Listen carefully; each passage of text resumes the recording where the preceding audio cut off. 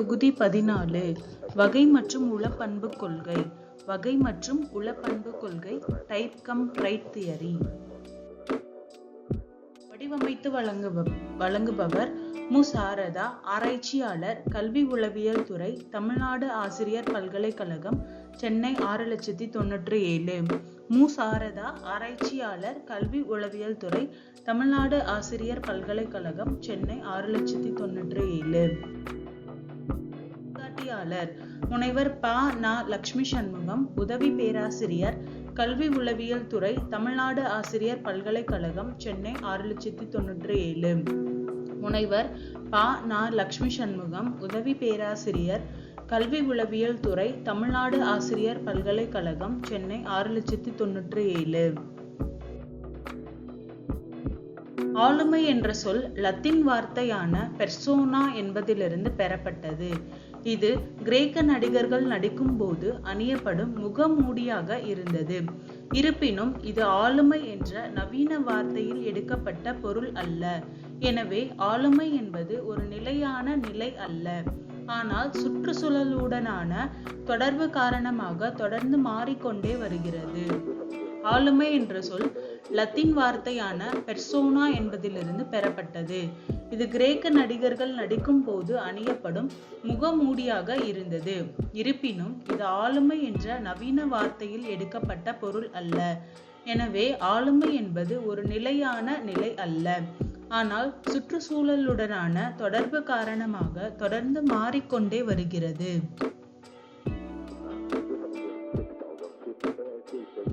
ஆளுமை என்பது ஒரு நபரை பற்றிய நடத்தை, செயல்பாடுகள், இயக்கங்கள் மற்றும் எல்லாவற்றின் மூலமும் அறியப்படுகிறது. சுற்றுச்சூழலுக்கு பதிலளிப்பதற்கான வழி இது. ஒரு நபர் தனது வெளிப்புற சூழலை சரி செய்யும் விதம் ஆளுமை எனப்படுகிறது. முன் என்பவரின் வார்த்தைகளில் ஒரு தனிநபரின் கட்டமைப்பு, நடத்தை முறைகள், ஆர்வம், அணுகுமுறைகள், திறன்கள் ஆகியவற்றின் சிறப்பியல்புகளின் ஒருங்கிணைப்பு ஆளுமை என வரையறுக்கிறார். ஆளுமை என்பது ஒரு நபரை பற்றிய நடத்தை, செயல்பாடுகள், இயக்கங்கள் மற்றும் எல்லாவற்றின் மூலமும் அறியப்படுகிறது. சுற்றுச்சூழலுக்கு பதிலளிப்பதற்கான வழி இது. ஒரு நபர் தனது வெளிப்புற சூழலை சரி செய்யும் விதம் ஆளுமை எனப்படுகிறது. முன் என்பவரின் வார்த்தைகளில் ஒரு தனிநபரின் கட்டமைப்பு, நடத்தை முறைகள், ஆர்வம், அணுகுமுறைகள், திறன்கள் ஆகியவற்றின் சிறப்பியல்புகளின் ஒருங்கிணைப்பு ஆளுமை என வரையறுக்கிறார்.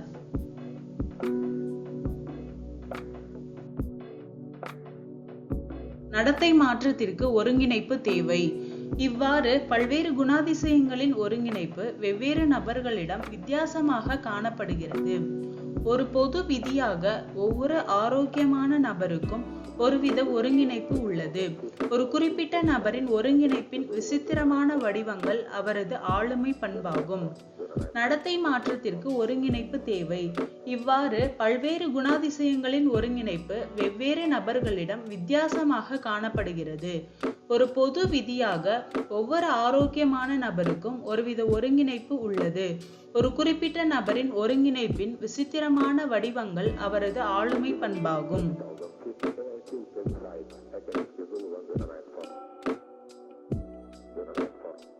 எனவே ஆளுமை என்பது ஒரு தனிநபரின் சிறப்பியல்பு ஒருங்கிணைப்பு ஆகும். ஆளுமைதான் ஒரு மனிதனையும் இன்னொரு மனிதனையும் வேறுபடுத்துகிறது. கார்டன் ஆல்போர்ட்டின் வார்த்தைகளில் ஆளுமை என்பது தனிநபருக்குள் இருக்கும் ஆற்றல் மிக்க அமைப்பாகும். அது தனிநபரின் மனோ உடல் அமைப்பு ஆகும். ஆளுமையானது அவனது சுற்றுச்சூழலுடன் அவனது தனிப்பட்ட சரிசெய்தலை தீர்மானிக்கிறது. எனவே ஆளுமை என்பது ஒரு தனிநபரின் சிறப்பியல்பு ஒருங்கிணைப்பு ஆகும். ஆளுமைதான் ஒரு மனிதனையும் இன்னொரு மனிதனையும் வேறுபடுத்துகிறது. கார்டன் ஆல்போர்ட்டின் வார்த்தைகளில் ஆளுமை என்பது தனிநபருக்குள் இருக்கும் ஆற்றல் மிக்க அமைப்பாகும். அது தனிநபரின் மனோ உடல் அமைப்பின் மூலம் ஆகும். ஆளுமையானது அவனது சுற்றுச்சூழலுடன் அவனது தனிப்பட்ட சரிசெய்தலை தீர்மானிக்கிறது.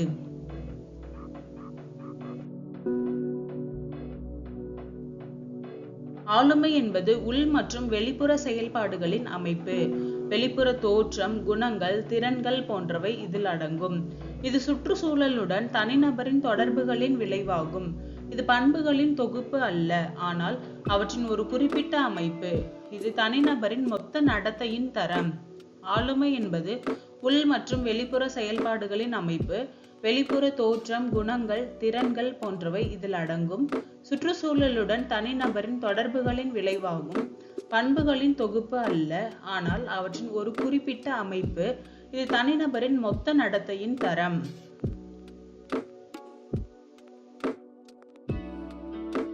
ஒரு நபர் தனது ஆளுமை மூலம் மற்ற நபர்களை பாதிப்படைய செய்கிறார். இவ்வாறு அவரது பல்வேறு செயல்பாடுகளில் ஆளுமை வெளிப்படுகிறது. சுருக்கமாக, ஆளுமை என்பது சுற்றுச்சூழலுடனான அவரது உறவில் வெளிப்படும் நடத்தை, அணுகுமுறைகள், ஆர்வங்கள், திறன்கள் மற்றும் நடத்தை முறைகளின் மொத்த தரமாகும். ஒரு நபர் தனது ஆளுமை மூலம் மற்ற நபர்களை பாதிப்படைய செய்கிறார். இவ்வாறு அவரது பல்வேறு செயல்பாடுகளில் ஆளுமை வெளிப்படுகிறது. சுருக்கமாக, ஆளுமை என்பது சுற்றுச்சூழலுடனான அவரது உறவில் ஏற்படும் நடத்தை, வெளிப்படும் நடத்தை, அணுகுமுறைகள், ஆர்வங்கள், திறன்கள் மற்றும் நடத்தை முறைகளின் மொத்த தரமாகும். நோக்கங்கள். மாணவ ஆசிரியர்கள் மூடல் தளத்தின் மூலம் இந்த தொகுதியை கற்ற பின் ஆளுமை பற்றிய அறிவை பெறுதல், வகைப்பாடு அணுகுமுறை மற்றும் உளப்பண்பு கூறுகள் அடிப்படையிலான அணுகுமுறையை நினைவு கூர்தல், வகை மற்றும் பண்பு கோட்பாட்டை விவரித்தல், எய்சன் கோட்பாட்டை விளக்குதல், 16 வகை காரணி ஆளுமை கோட்பாட்டிற்கான உதாரணத்தை விளக்குதல், கல்வி அமைப்புகளுக்கான ஆளுமை பற்றிய அறிவை பயன்படுத்துதல், எய்சங்கின் ஆளுமை அணுகுமுறை மூலம் மாணவர்களின் ஆளுமை மனோபாவத்தை வளர்த்தல், எய்சங்கின் ஆளுமை பற்றிய வீடியோ மூலம் தங்களை ஒரு நல்ல ஆளுமையாக மாற்ற பயிற்சி செய்தல். வகை மற்றும் உளப்பண்பு கொள்கை. வகை மற்றும் உளப்பண்பு கொள்கையை ஐசங்க் என்ற இங்கிலாந்து உளவியல் அறிஞர் 3 வகைகளாக பிரித்துள்ளார். வகை மற்றும் உளப்பண்பு கொள்கையை ஐசங்க் என்ற இங்கிலாந்து உளவியல் அறிஞர் 3 வகைகளாக பிரித்துள்ளார்.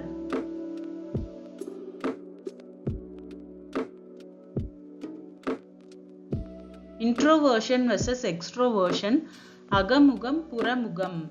நார்மாலிட்டி வெர்சஸ் நியூட்ரியாட்டிசம், இயல்பான தன்மை நரம்பு நோய் தன்மை. சைக்காட்டிசம் வெர்சஸ் நார்மாலிட்டி, உளத்தடுமாற்ற தன்மை இயல்பான தன்மை. இன்ட்ரோவர்ஷன் வெர்சஸ் எக்ஸ்ட்ரோவர்ஷன், அகமுகம் புறமுகம். நார்மாலிட்டி வெர்சஸ் நியூட்ரியாட்டிசம், இயல்பான தன்மை நரம்பு நோய் தன்மை. சைக்காட்டிசம் வெர்சஸ் நார்மாலிட்டி, உளத்தடுமாற்ற தன்மை இயல்பான தன்மை. வகை பண்பு நிலை ஆகிய இரண்டினையும் இணைத்திடும் எய்சன் கோட்பாடு. இவர் ஆளுமையில் ஒவ்வொரு வகையிலும் சில நிலைகளை குறிப்பிடுகிறார். உயர்நிலை ஆளுமை வகைகளாக அகமுகம் புறமுகம், இன்ட்ரோவர்ஷன் எக்ஸ்ட்ரோவர்ஷன், நரம்பு நோய் தன்மை நிலைத்த தன்மை, நியூட்ரியாட்டிசம் ஸ்டெபிலிட்டி, உளத்தடுமாற்ற தன்மை இயல்பான தன்மை, சைக்கியாட்டிசம் நார்மாலிட்டி என்பனவற்றை ஆளுமை வகை என்று எய்சன் குறிப்பிடுகிறார். இவர் ஆளுமையில் ஒவ்வொரு வகையிலும் சில நிலைகளாக குறிப்பிடுகிறார். உயர்நிலை ஆளுமை வகைகளாக அகமுகம் புறமுகம், இன்ட்ரோவர்ஷன் எக்ஸ்ட்ரோவர்ஷன், நரம்பு நோய் தன்மை நிலைத்த தன்மை, நியூட்ரியாட்டிசம் ஸ்டெபிலிட்டி, உளத்தடுமாற்ற தன்மை இயல்பான தன்மை, சைக்கியாட்டிசம் நார்மாலிட்டி என்பனவற்றை ஆளுமை வகை எய்சன் குறிப்பிடுகிறார். இவை ஒவ்வொன்றிலும் அடுத்த கீழ்நிலைகளாக பண்பு நிலை என்று பண்புகள் அடங்கி காணப்படும். இவை ஒவ்வொன்றிலும் அடுத்த கீழ்நிலையாக பண்பு நிலை என்று சில பண்புகள் அடங்கி காணப்படும். இதற்கு கீழான 3வது நிலையில் ஒவ்வொரு பண்பிலும் அடங்கிய பழக்கமாக செயல்படும் நிலைக்கான தன்மைகள் விவரிக்கப்படும். இதற்கு கீழ் 4வதாக குறிப்பிட்ட நிலையில் செயல்படும் நிலை காணப்படும். இவை ஒவ்வொன்றிலும் அடுத்த நிலையாக பண்பு நிலை ரைட் லெவல் என்று சில பண்புகள் அடங்கி காணப்படும். இதற்கு கீழான 3வது நிலையில் ஒவ்வொரு பண்பிலும் அடங்கிய பழக்கமாக செயல்படும் நிலைக்கான ஹாபிச்சுவல் ரெஸ்பான்சஸ் தன்மைகள் விவரிக்கப்படும். இதற்கு கீழ் 4வதாக குறிப்பிட்ட நிலைகள் செயல்படும் நிலை ஸ்பெசிபிக் ரெஸ்பான்ஸ் லெவல் காணப்படும்.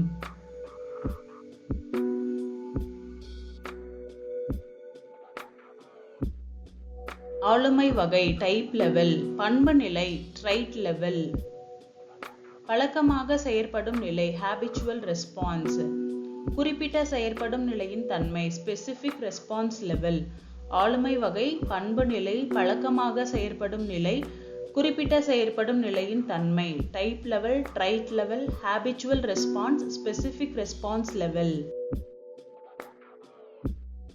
உதாரணமாக முதல் நிலையில் அகமுகம் என்ற வகையை சார்ந்தோரின் பண்புகளாக, இரண்டாம் நிலையில் விடாமுயற்சி, தன்னுணர்வு மிகுந்து காணப்படுதல், தான் நினைத்ததை உறுதியோடு செயல்படுத்துதல் போன்றவை குறிப்பிடப்படுகின்றன. இப்பண்புகள் எவ்விதம் பழக்க வழக்கங்களை உண்டாக்கும் என்று மூன்றாவது நிலையில் கூறப்படுகின்றன. உதாரணமாக முதல் நிலையில் அகமுகம் என்ற வகையை சார்ந்தோரின் பண்புகளாக, இரண்டாம் நிலையில் விடாமுயற்சி, தன்னுணர்வு மிகுந்து காணப்படுதல், தான் நினைத்ததை உறுதியோடு செயல்படுத்துதல் போன்றவை குறிப்பிடப்படுகின்றன. இப்பண்புகள் எவ்விதம் பழக்க வழக்கங்களை உண்டாக்கும் என்று மூன்றாவது நிலையில் கூறப்படுகின்றன. உதாரணமாக முதல் நிலையில் அகமுகம் என்ற வகையை சார்ந்தோரின் பண்புகளாக, இரண்டாம் நிலையில் விடாமுயற்சி, தன்னுணர்வு மிகுந்து காணப்படுதல், தான் நினைத்ததை உறுதியோடு செயல்படுத்துதல் போன்றவை குறிப்பிடப்படுகின்றன. இப்பண்புகள் எவ்விதம் பழக்க வழக்கங்களை உண்டாக்கும் என்று மூன்றாவது நிலையில்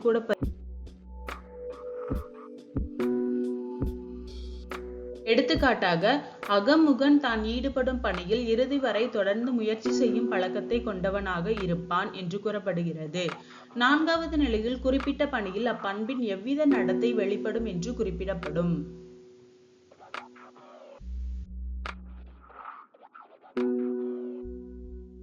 அகமுகன் தனக்கு நன்மை பயக்கும் செயல்களில் மட்டுமே தொடர்ந்து ஈடுபடுவான் என்று குறிப்பிட்ட பணியில் வெளிப்படும் துலங்களில் குறிப்பிடப்படும். எனவே எய்சங்க் அணுகுமுறையில் படிநிலையாக வகைப்பாடிலிருந்து குறிப்பிட்ட நடத்தையை சுட்டும் துலங்கள் வரை விவாதிக்கப்படுகிறது. உதாரணமாக அகமுகன் தனக்கு நன்மை பயக்கும் செயல்களில் மட்டுமே தொடர்ந்து ஈடுபடுவான் என்று குறிப்பிட்ட பணியில் வெளிப்படும் துலங்களில் குறிப்பிடப்படும். எய்சங்க் அணுகுமுறையில் படிநிலையாக வகைப்பாடிலிருந்து குறிப்பிட்ட நடத்தையை சுட்டும் துலங்கள் வரை விவாதிக்கப்படுகிறது. புறமுகன் ஆகியோரது இயல்புகள். யுங் என்பார் மனிதர்களை அகமுகன், புறமுகன் என்று வகைப்படுத்தினார். புறமுகன் எனப்படுபவன் வெளியுலக தூண்டல்களால் பெரிதும் உந்தப்படுபவன், சமூக வாழ்க்கையில் தீவிர பங்கு கொள்ள விளைவான், தன்னிடம் பிறர் காணும் குற்றங்களை அதிகம் பொருட்படுத்த மாட்டான். யுங் என்பார் மனிதர்களை அகமுகன், புறமுகன் என்று வகைப்படுத்தினார்.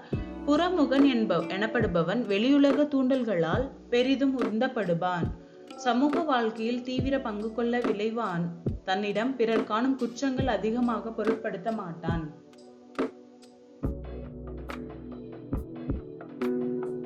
தனது மன எழுச்சிகளை ஒளிவு மறைவின்றி வெளிப்படுத்துவான், தோல்வியால் மனமுறிவு அடைவான், தன்னாய்வு திறன் இவனிடத்தில் அதிகம் இராது. தனது மன எழுச்சிகளை ஒளிவு மறைவின்றி வெளிப்படுத்துவான், தோல்வியால் மனமுறிவு அடையான், தன்னாய்வு திறன் இவனிடத்தில் அதிகம் இராது. ஆனால் இதற்கு நேர் எதிர்மாறாக அகமுகன் புற உலக நிகழ்ச்சிகளில் அதிகம் பங்கு பெறாது, தனது நினைவுகள், சிந்தனைகள் ஆகியவற்றிலேயே ஒன்றியிருப்பான். ஆனால் இதற்கு நேர் எதிர்மாறாக அகமுகன் புற உலக நிகழ்ச்சிகளில் அதிகம் பங்கு பெறாது, தனது நினைவுகள், சிந்தனைகள் ஆகியவற்றிலேயே ஒன்றியிருப்பான்.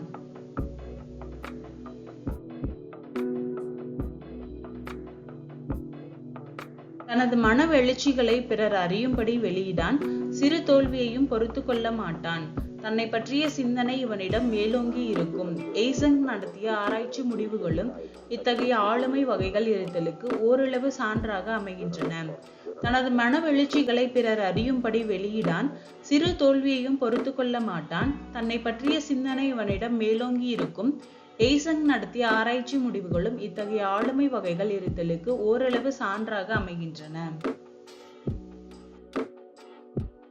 பண்பு கோட்பாடு மற்றும் வகை கோட்பாடு முக்கிய வேறுபாடு. Key difference, traits theory versus type theory.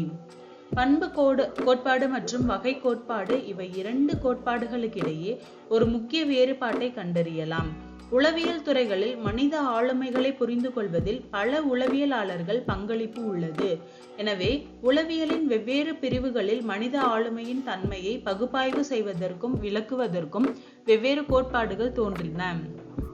பண்பு கோட்பாடு மற்றும் வகை கோட்பாடு இவை இரண்டு கோட்பாடுகளுக்கிடையே ஒரு முக்கிய வேறுபாட்டை கண்டறியலாம். உளவியல் துறைகளில் மனித ஆளுமைகளை புரிந்து கொள்வதில் பல உளவியலாளர்களின் பங்களிப்பு உள்ளது.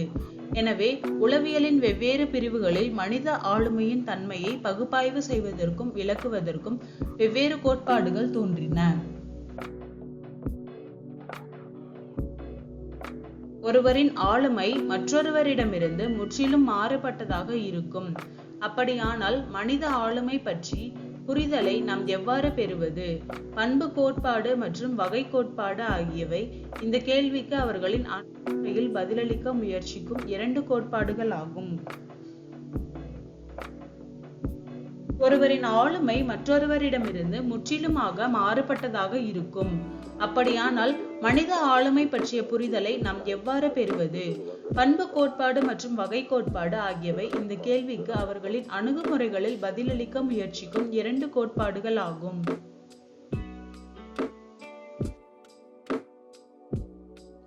பண்பு கோட்பாடு மற்றும் வகை கோட்பாடு ஆகியவற்றிற்கு இடையேயான முக்கிய வேறுபாடு என்னவென்றால், வகை கோட்பாடு மக்களை அவர்களின் குணாதிசயங்களின் அடிப்படையில் வெவ்வேறு வகைகளின் கீழ் வைக்கிறது. பண்பு கோட்பாடு இக்கருத்தை நிராகரிக்கிறது. பண்பு கோட்பாட்டாளர்கள் தனிமனித ஆளுமையினை பண்புகளின் கலவையுடன் உருவாக்கப்படுவதால் ஆளுமைக்கான வகைப்படுத்துதல் அணுகுமுறையை மிகைப்படுத்துதல் என கூறலாம். பண்பு கோட்பாடு மற்றும் வகை கோட்பாடு ஆகியவற்றிற்கு இடையேயான முக்கிய வேறுபாடு என்னவென்றால், வகை கோட்பாடு மக்களை அவர்களின் குணாதிசயங்களின் அடிப்படையில் வெவ்வேறு வகைகளின் கீழ் வைக்கிறது. பண்பு கோட்பாடு இக்கருத்தை நிராகரிக்கிறது. பண்பு கோட்பாட்டாளர்கள் தனது தனிமனித ஆளுமையினை பண்புகளின் கலவையுடன் உருவாக்கப்படுவதால் ஆளுமைக்கான வகைப்படுத்துதல் அணுகுமுறையை மிகைப்படுத்துதல் என கூறலாம். ஆளுமையின் பண்பு மற்றும் வகை கோட்பாட்டிற்கு இடையிலான ஒப்பீடு. ஆளுமையின் பண்பு மற்றும் வகை கோட்பாட்டிற்கு இடையிலான ஒப்பீடு. A comparison between trait and type theory of personality. A comparison between trait and type theory of personality. பகுதிகள், வகை, பண்பு. வரையறை. வகை கோட்பாடு ஒரு தனித்துவமான ஆளுமையின் முக்கியத்துவத்தை வலியுறுத்துகிறது. வகை கோட்பாடு ஒரு தனித்துவமான ஆளுமையின் முக்கியத்துவத்தை வலியுறுத்துகிறது. மனித ஆளுமை பற்றிய ஆய்வில் மனித பண்புகளின் முக்கியத்துவத்தை பண்பு கோட்பாடு வலியுறுத்துகிறது. மனித ஆளுமை பற்றிய ஆய்வில் மனித பண்புகளின் முக்கியத்துவத்தை பண்பு கோட்பாடு வலியுறுத்துகிறது. கவனம். வகை கோட்பாடு பல்வேறு வகையான ஆளுமையில் கவனம் செலுத்துகிறது. வகை கோட்பாடு பல்வேறு வகையான ஆளுமையில் கவனம் செலுத்துகிறது. பண்பு கோட்பாடு மனித பண்புகளில் கவனம் செலுத்துகிறது. பண்பு கோட்பாடு மனித பண்புகளில் கவனம் செலுத்துகிறது. பிரபலம். வகை கோட்பாடு இப்போது மனித ஆளுமையின் மிகைப்படுத்துதலாக கருதப்படுகிறது. வகை கோட்பாடு இப்போது மனித ஆளுமையின் மிகைப்படுத்துதலாக கருதப்படுகிறது. பல ஆண்டுகளாக உளவியலாளர்கள் வகை கோட்பாட்டை விட பண்பு கோட்பாட்டை ஆதரிக்கின்றனர். பல ஆண்டுகளாக உளவியலாளர்கள் வகை கோட்பாட்டை விட பண்பு கோட்பாட்டை ஆதரிக்கின்றனர். பண்புகளில் பன்முகத்தன்மை. வகை கோட்பாடு பன்முகத்தன்மையை புறக்கணிக்கிறது மற்றும் ஒற்றை வெளிப்பாட்டின் கீழ் வகைப்படுத்த முயற்சிக்கிறது. வகை கோட்பாடு பன்முகத்தன்மையை புறக்கணிக்கிறது மற்றும் ஒற்றை வெளிப்பாட்டின் கீழ் வகைப்படுத்த முயற்சிக்கிறது. பண்பு கோட்பாடு பண்புகளின் பன்முகத்தன்மைக்கு திறந்த தன்மை கொண்டிருக்கும். பண்பு கோட்பாடு பண்புகளின் பன்முகத்தன்மைக்கு திறந்த தன்மை கொண்டிருக்கும். அடிப்படை பண்புக்கூறு கோட்பாடு. கார்டன் டபிள்யூ ஆல்போர்ட் கோட்பாடு. கார்டன் டபிள்யூ ஆல்போர்ட் என்பவர் பண்புகள் என்பது மனிதரிடையே நிரந்தரமாக இருக்கின்ற நடத்தை, செயல்பாடு ஆகியவற்றை ஆல்போர்ட் என்பவர் மனிதர்களிடம் 3 வகையான பண்புகள் இருப்பதை கண்டறிந்தார். அவைகள்: அடிப்படையான பண்புக்கூறுகள், கார்டினல் ட்ரைட்ஸ், அடிப்படையான பண்புக்கூறுகள். மைய பண்புக்கூறுகள், சென்ட்ரல் ட்ரைட்ஸ், மைய பண்புக்கூறுகள். மைய பண்புகள் பொதுவாக ஒரு நபரை பற்றி விவரிக்க பயன்படுகிறது. எடுத்துக்காட்டு நேர்மை, பாசம், ஒழுக்கம் போன்றவை. மைய பண்புகள் பொதுவாக ஒரு நபரை பற்றி விவரிக்க பயன்படுகிறது. எடுத்துக்காட்டு நேர்மை, பாசம், ஒழுக்கம் போன்றவை. இரண்டாம் நிலை பண்புக்கூறுகள், செகண்டரி ட்ரைட்ஸ். இரண்டாம் நிலை பண்புகள் சில நேரங்களில் வெளிப்படுகின்றன. இரண்டாம் நிலை பண்புகள் சில நேரங்களில்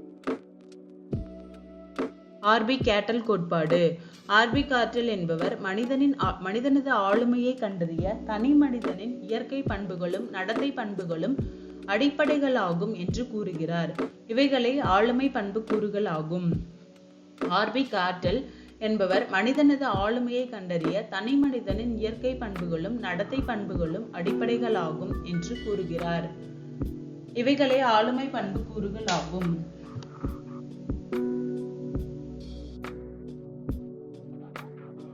எப்பண்பு முரண்பாடற்றதாகவும் விரைவில் மாறாத தன்மைகளையும் பெற்றிருக்கிறதோ அதுவே கூறு எனப்படும். ஒருவனின் ஆளுமை என்பது பல பண்புகள் அல்லது கூறுகளால் தொகுக்கப்பட்டதாகும். எப்பண்பு முரண்பாடற்றதாகவும் விரைவில் மாறாத தன்மைகளையும் பெற்றிருக்கிறதோ அதுவே கூறு எனப்படும். ஒருவரின் ஆளுமை என்பது பல பண்புகள் அல்லது கூறுகளால் தொகுக்கப்பட்டதாகும். கார்டல் என்பாரின் கூற்றுப்படி ஆளுமையின் பண்புக்கூறுகள் பின்வருமாறு. பொது பண்புக்கூறுகள் காமன் ட்ரைட்ஸ். பொது பண்புகள் பொதுவாக பெரும்பாலான மனிதர்களிடையே காணப்படும் பண்புகளாகும். எடுத்துக்காட்டு நேர்மை, ஒத்துழைப்பு, கோபம் போன்றவை. பொது பண்புகள் பொதுவாக பெரும்பாலான மனிதர்களிடையே காணப்படும் பண்புகளாகும். எடுத்துக்காட்டு நேர்மை, ஒத்துழைப்பு, கோபம் போன்றவை. தனித்துவ பண்புக்கூறுகள் யூனிக் ட்ரைட்ஸ். இப்பண்புகள் ஒரு நபரிடையே இருக்கின்ற பண்பாகும். இப்பண்புகள் நபருக்கு நபர் மாறுகிறது. இப்பண்புகள் ஒரு நபரிடையே இருக்கின்ற பண்பாகும். இப்பண்புகள் நபருக்கு நபர் மாறுகிறது. மேற்பரப்பு பண்புக்கூறுகள் சர்ஃபேஸ் ட்ரைட்ஸ். இக்கூறுகள் தனி மனிதனின் நடத்தையில் காணப்படுகிறது. எடுத்துக்காட்டு தனி மனிதன் சிடுமூஞ்சியாக காணப்படுதல். இவன் எளிதில் கோபம் அடைந்து விடுகிறான். இப்பண்பினை மற்றவர்களால் அறிந்து கொள்ள இயலும். இக்கூறுகள் தனி மனிதனின் நடத்தையில் காணப்படுகிறது. எடுத்துக்காட்டு தனி மனிதன் சிடுமூஞ்சியாக காணப்படுதல். இவன் எளிதில் கோபம் அடைந்து விடுகிறான். இப்பண்பினை மற்றவர்களால் அறிந்து கொள்ள இயலும்.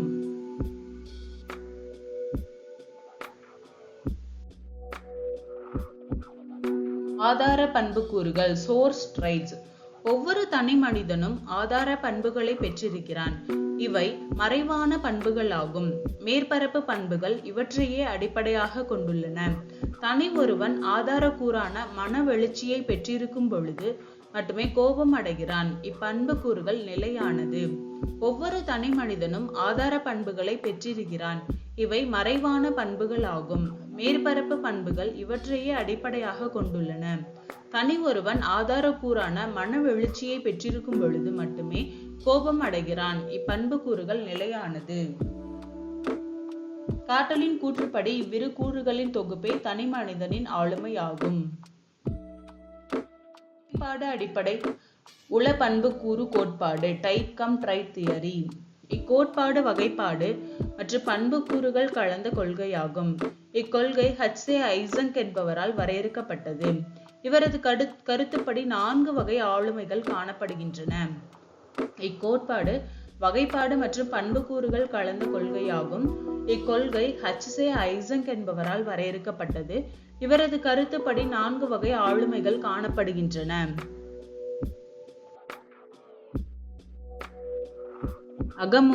அகமுகத்தன்மை இன்ட்ரோவர்ஷன், புறமுகத்தன்மை எக்ஸ்ட்ரோவர்ஷன், நரம்புத்தன்மை நோய் நியூட்ரியாட்டிசம், கடுமையான சித்தக்கோளாறு நோய் சைக்காட்டிசம். அகமுகத்தன்மை இன்ட்ரோவர்ஷன், புறமுகத்தன்மை எக்ஸ்ட்ரோவர்ஷன், நரம்புத்தன்மை நோய் நியூட்ரியாட்டிசம், கடுமையான சித்தக்கோளாறு நோய் சைக்காட்டிசம். மேலே கூறப்பட்டுள்ள ஆளுமையின் 4 வகைகள் அனைத்தும் தொகுக்கப்பட்ட ஆளுமை கூறுகளை அடிப்படையாக கொண்டவை.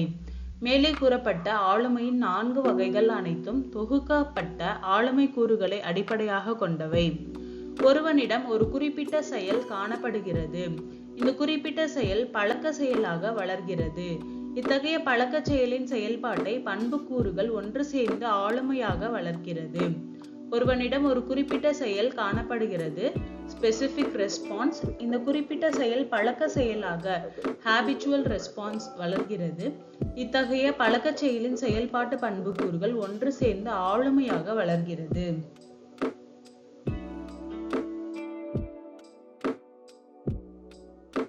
உதாரணமாக, ஒரு சிறுவனிடம் நாம் கேள்வி கேட்கிறோம், அதற்கு அவன் பதிலளிக்கவில்லை. இதனால் அவன் வெட்கமடைகிறான், அவன் அவமானத்தால் முகம் சிவக்கிறான். இச்செயற்பாடு ஒரு குறிப்பிட்ட சூழ்நிலையில் நடைபெறுவதால் இது குறிப்பிட்ட செயல் எனப்படுகிறது. இது முதல் நிலையாகும்.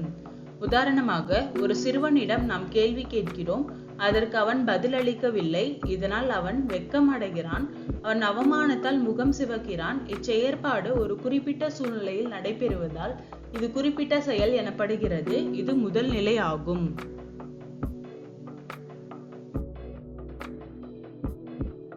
மாறாக, ஒரு சிறுவனிடம் நாம் கேள்வி கேட்கிறோம், அதற்கு அவன் பதிலளிக்க இயலாததால் அவமானத்தால் முகம் சிவந்து வெட்கப்படுகிறான். இந்த வெட்கப்படும் உணர்வு நாளடைவில் பழக்கமாக இருப்பதுடன் அவன் தன்னைத்தானே தாழ்வாக உணர்கிறான். இது சிறுவனின் பழக்க செயலாக மாறுகிறது. இது இரண்டாம் நிலையாகும். மாறாக, ஒரு சிறுவனிடம் நாம் கேள்வி கேட்கிறோம், அதற்கு அவன் பதிலளிக்க இயலாததால் அவமானத்தால் முகம் சிவந்து வெட்கப்படுகிறான். இந்த வெட்கப்படும் உணர்வு நாளடைவில் பழக்கமாக இருப்பதுடன் அவன் தன்னைத்தானே தாழ்வாக உணர்கிறான். இது சிறுவனின் பழக்க செயலாக மாறுகிறது. இது இரண்டாம் நிலையாகும்.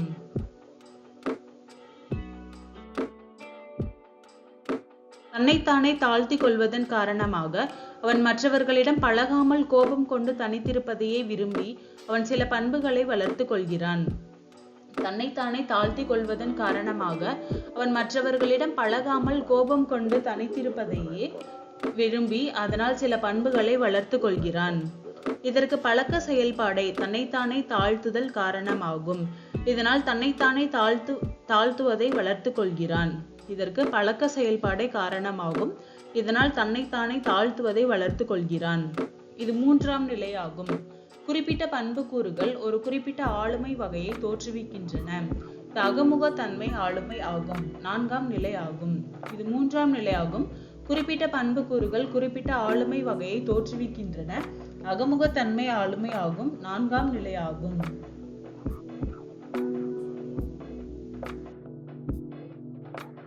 Hey Psych2Goers, and welcome back to our channel.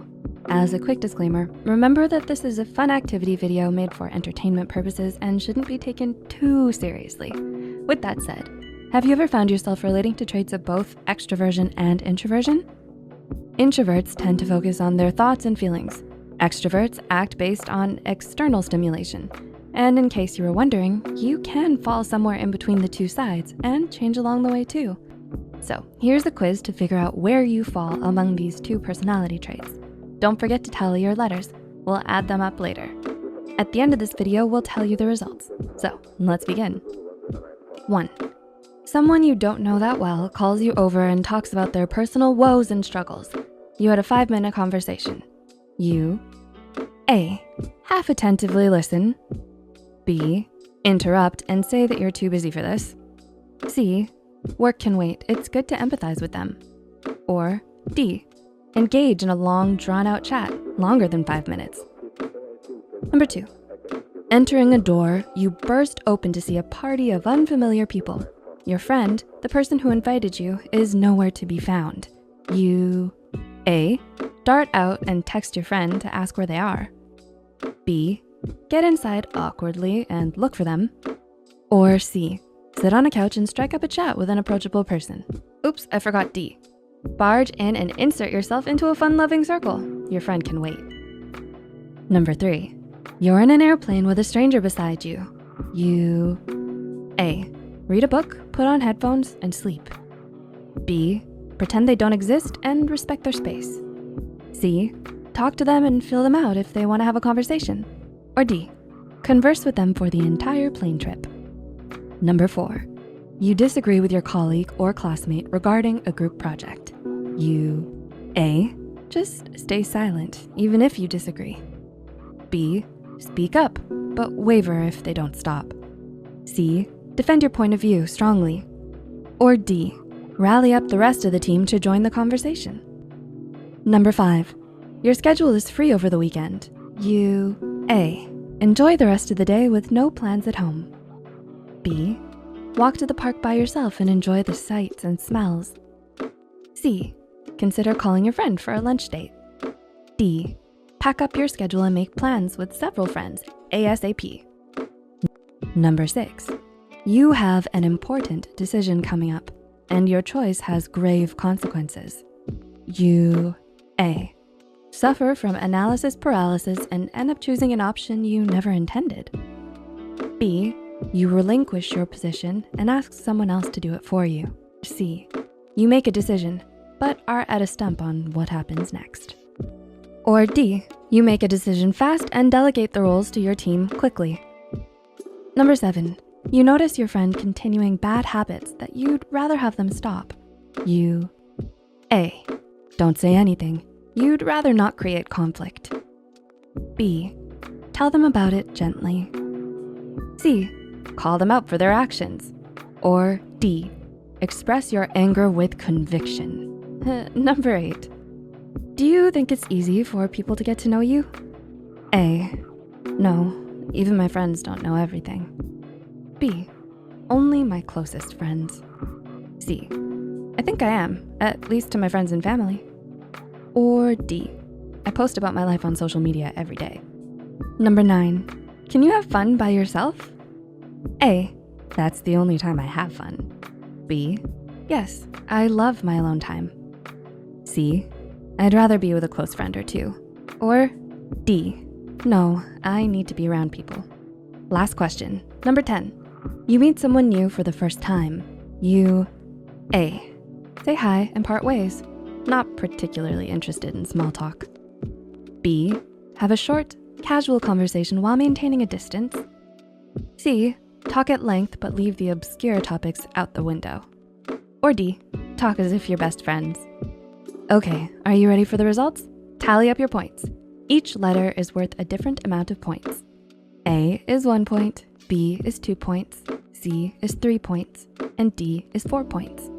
You're in Group A if you scored 10 to 18, Group B if you scored 19 to 26, Group C if you scored 27 to 34, and Group D if you scored 35 to 40. Group A. You're a textbook introvert. You don't like small talk. You maintain a small circle of friends and love and seek solitude.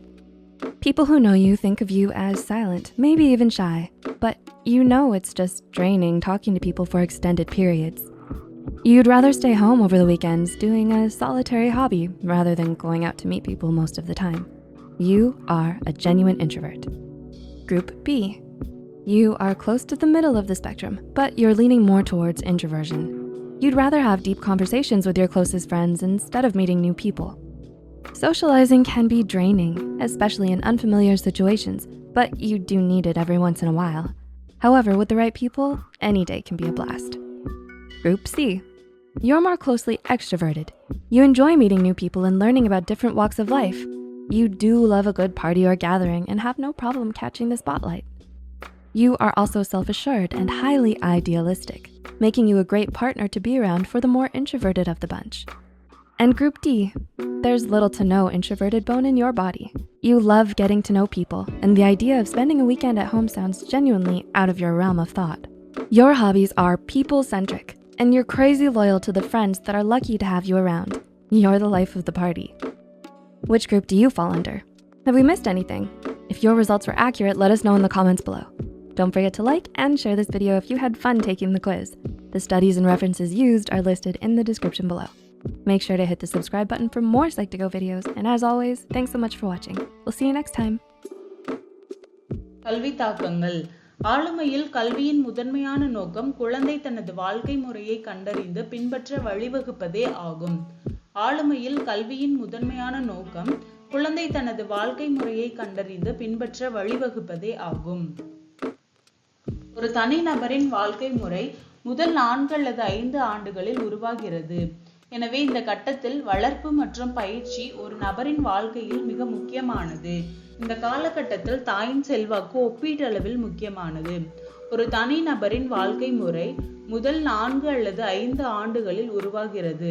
எனவே இந்த கட்டத்தில் வளர்ப்பு மற்றும் பயிற்சி ஒரு நபரின் வாழ்க்கையில் மிக முக்கியமானது. இந்த காலகட்டத்தில் தாயின் செல்வாக்கு ஒப்பீட்டளவில் முக்கியமானது. இரண்டாவதாக, குழந்தைகளின் கல்வியுடன் தொடர்புடைய அனைவரும் சுய கல்வியின் முக்கியத்துவத்தை புரிந்து கொள்ள வேண்டும். இரண்டாவதாக, குழந்தையின் கல்வியுடன் தொடர்புடைய அனைவரும் சுய கல்வியின் முக்கியத்துவத்தை புரிந்து கொள்ள வேண்டும். மற்றவர்களின் சரியான கல்விக்கு ஒரு முன் உதாரணம் என்பதை வலியுறுத்த வேண்டும். மற்றவர்களின் சரியான கல்விக்கு ஒரு முன் உதாரணம் என்பதை வலியுறுத்த வேண்டும். முதலாவதாக, கல்வியாளர் அதிகாரத்திற்கான தனது முயற்சியை கைவிட வேண்டும்.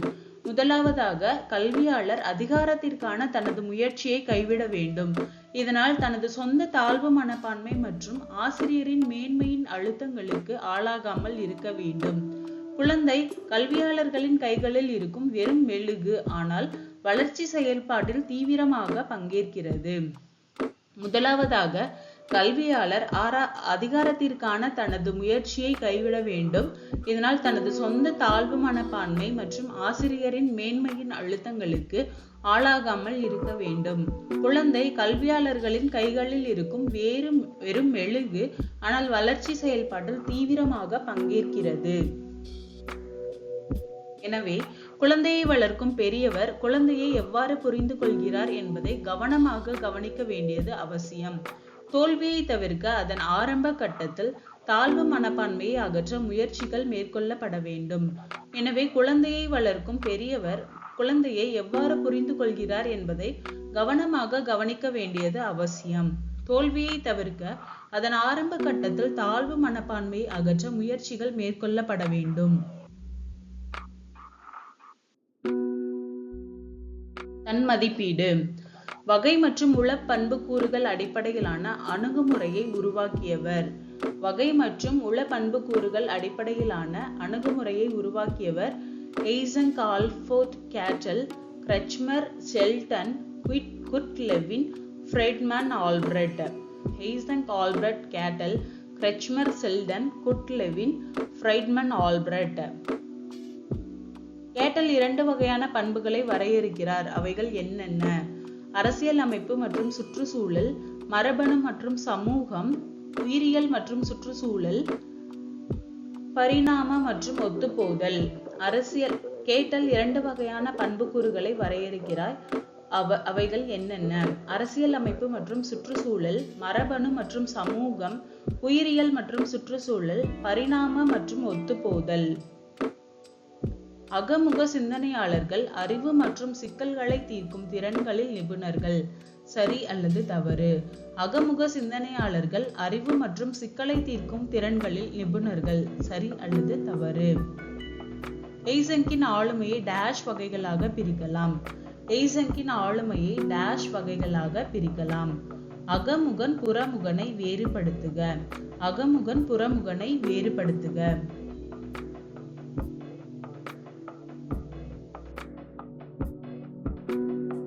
Thank you.